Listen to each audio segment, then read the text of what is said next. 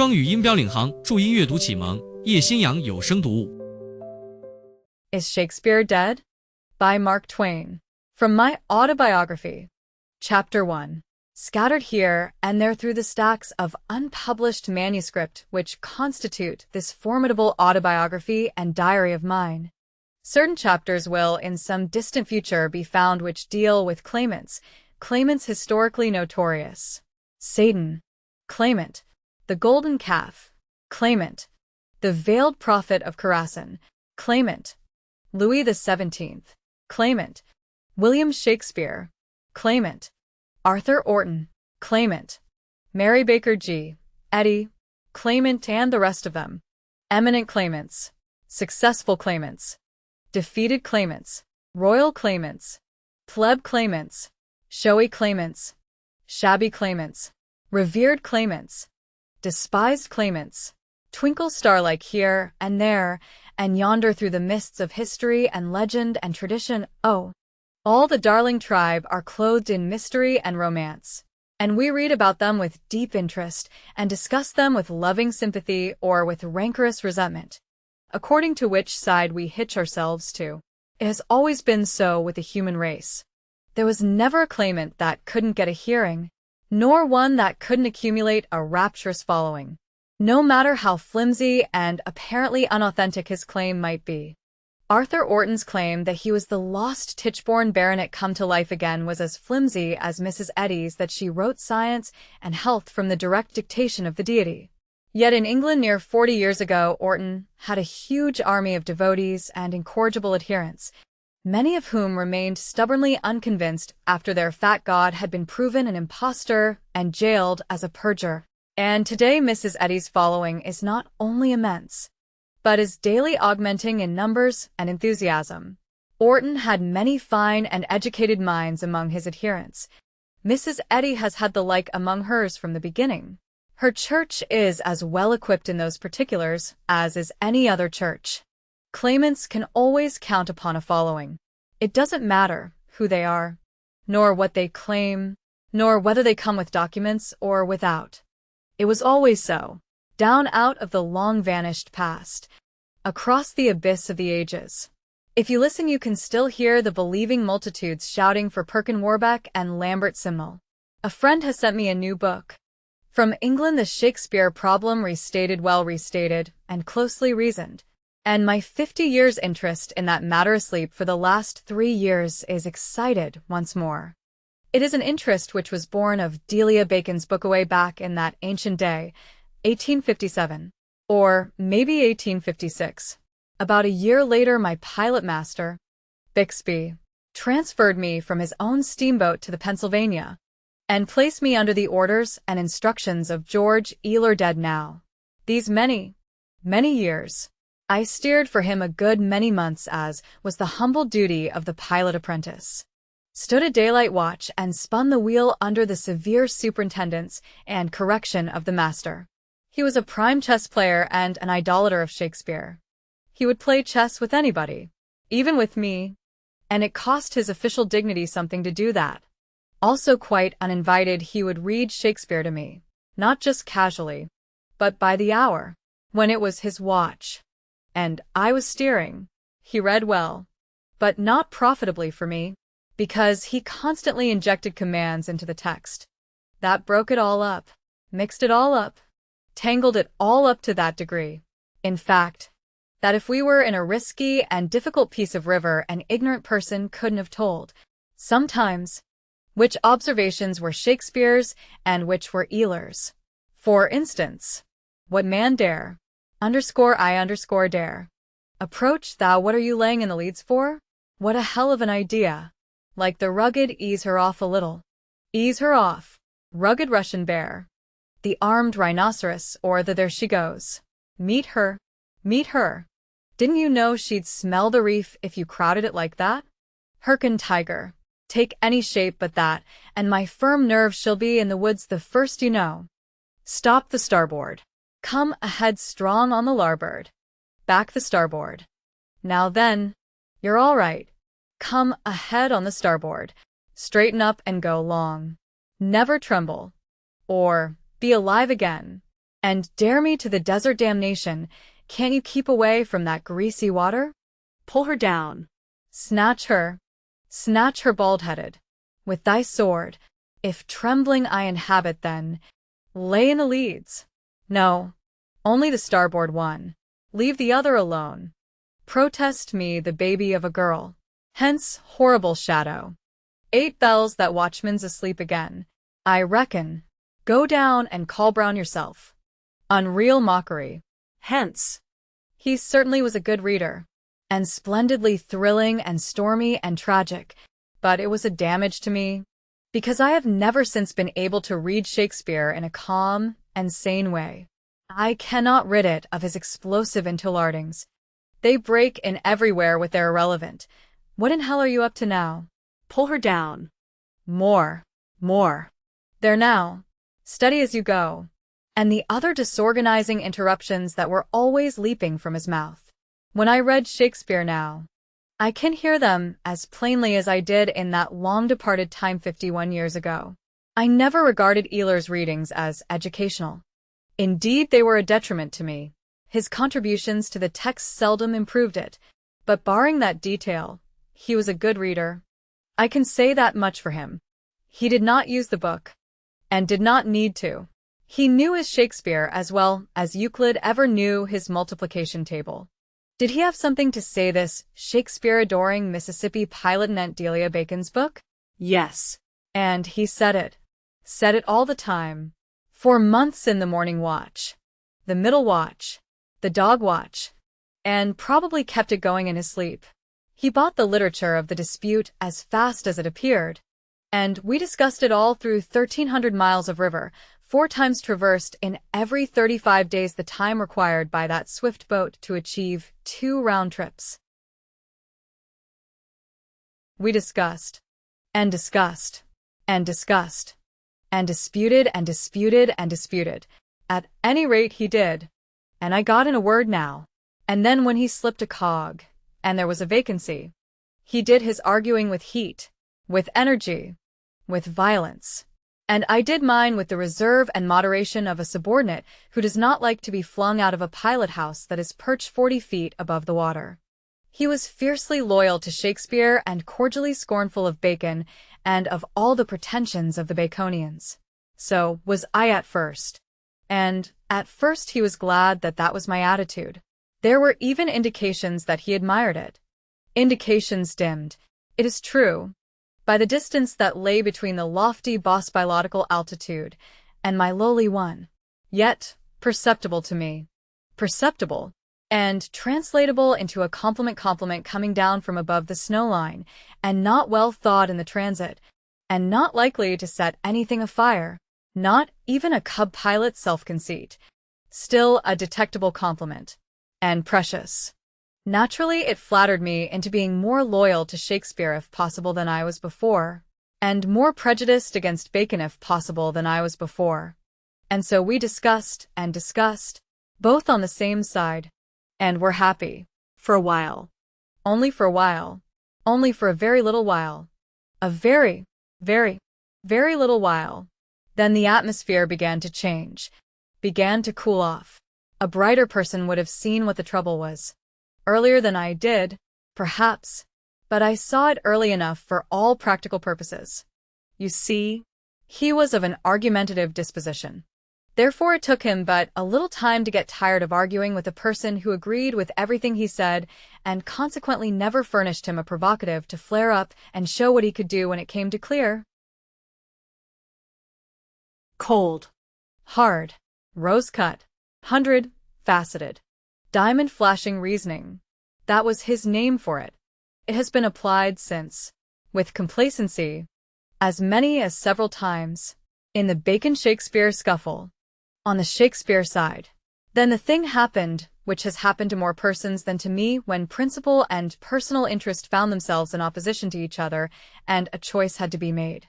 I let principle go, and went over to the other side, not the entire way, but far enough to answer the requirements of the case. That is to say, I took this attitude. To wit, I only believed Bacon wrote Shakespeare, whereas I knew Shakespeare didn't. Ela was satisfied with that. and the war broke loose. Study, practice, experience in handling my end of the matter presently enabled me to take my new position almost seriously. A little bit later, utterly seriously. A little later still, lovingly, gratefully, devotedly, finally, fiercely, rabidly, uncompromisingly. After that, I was welded to my faith. I was theoretically ready to die for it. And I looked down with compassion not unmixed with scorn upon everybody else's faith that didn't tally with mine. That faith, imposed upon me by self-interest in that ancient day, remains my faith today, and in it I find comfort, solace, peace, and never-failing joy. You see how curiously theological it is. The rice Christian of the Orient goes through the very same steps. When he is after rice and the missionary is after him, he goes for rice and remains to worship. Eler did a lot of our reasoning, not to say substantially all of it. The slaves of his cult have a passion for calling it by that large name.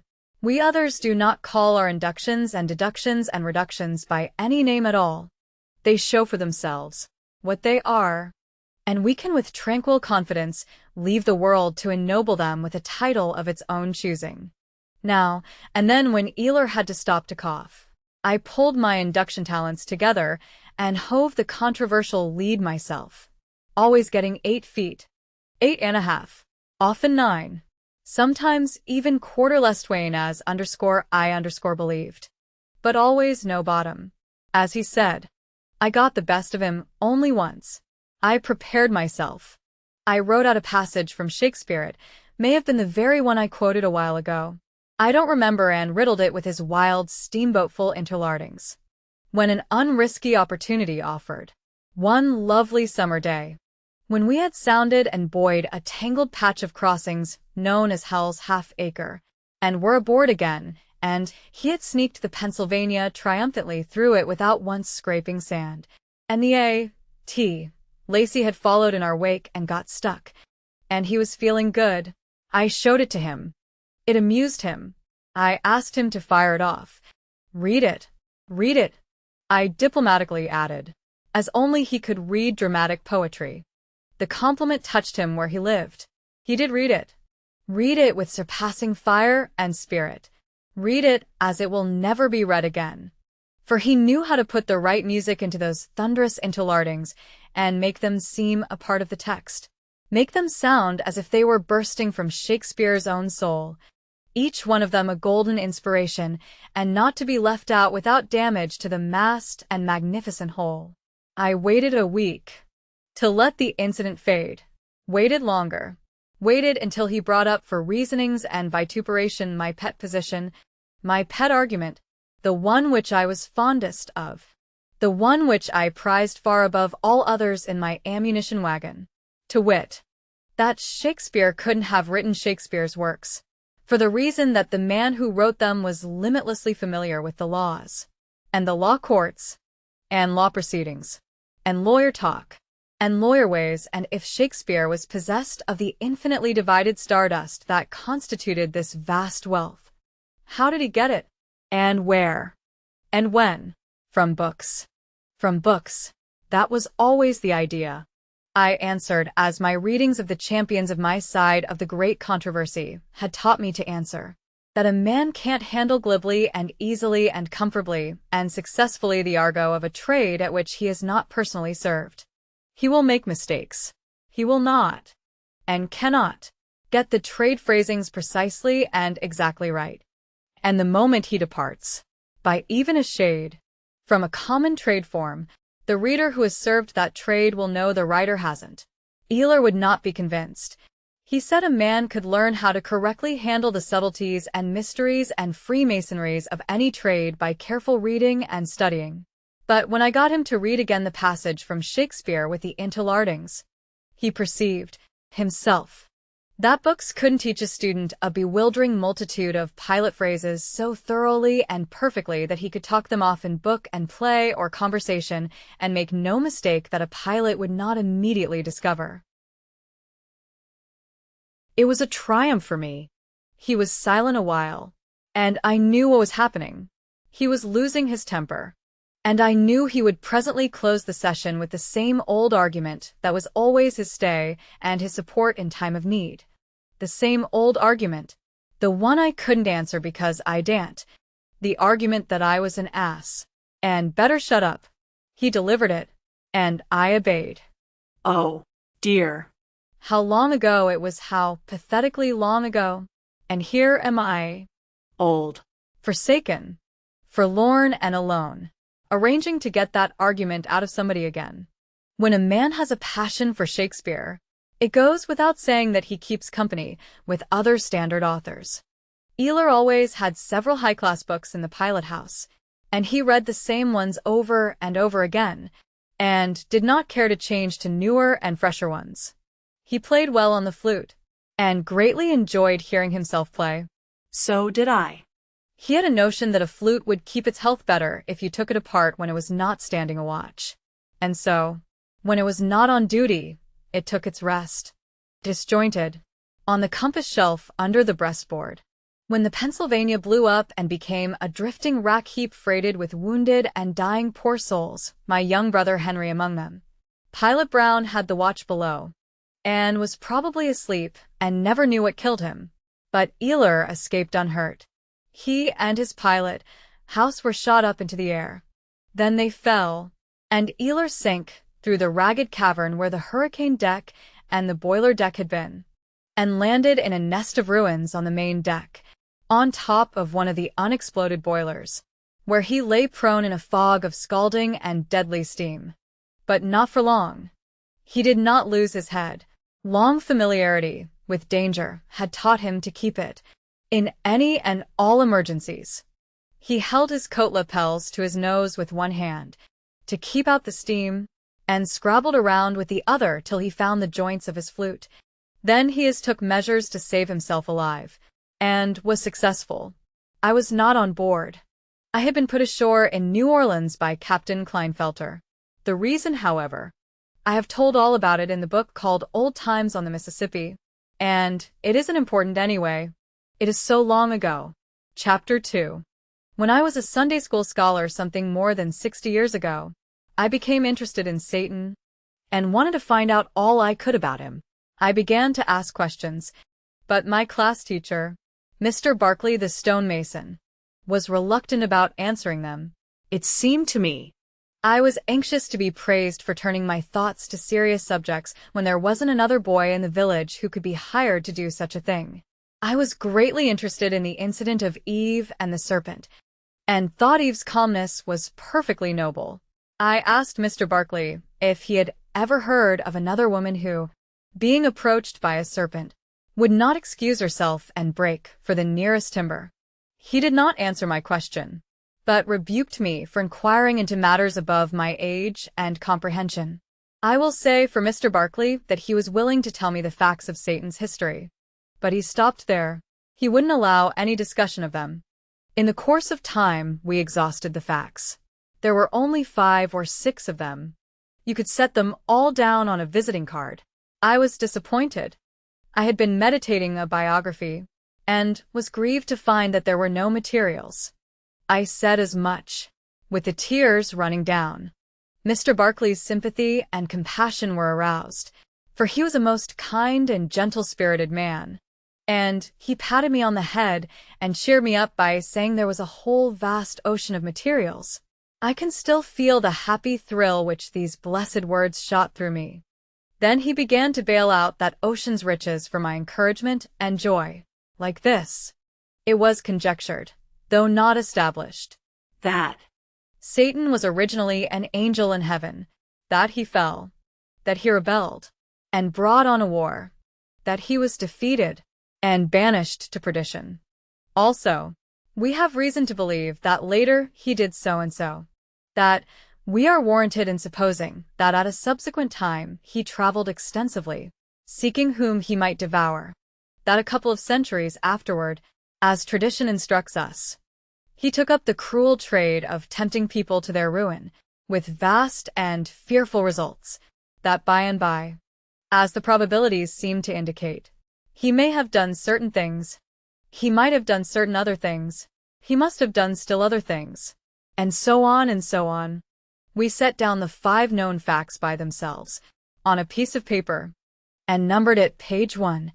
Then on 1,500 other pieces of paper we set down the conjectures, and suppositions, and maybes, and perhaps, and doubtless, and rumors, and guesses, and probabilities, and likelihoods, and we are permitted to thinks, and we are warranted in believings, and might have beens, and could have beens, and must have beens, and unquestionablys, and without a shadow of doubts, and behold, materials?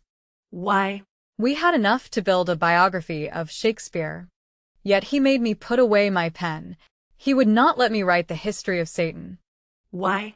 Because, as he said, he had suspicions.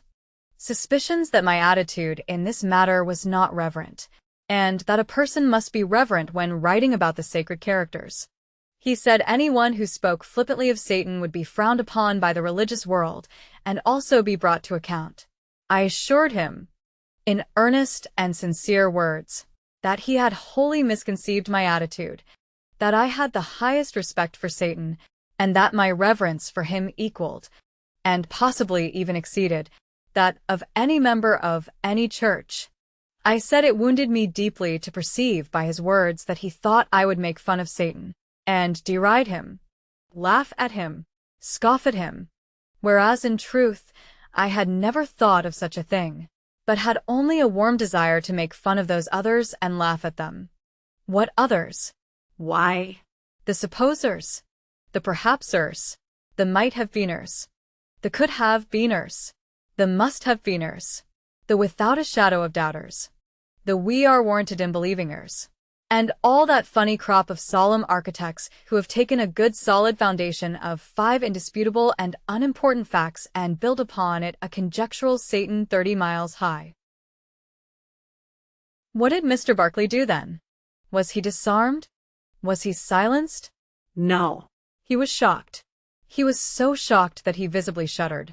He said the satanic traditioners and perhapsers and conjecturers were themselves sacred.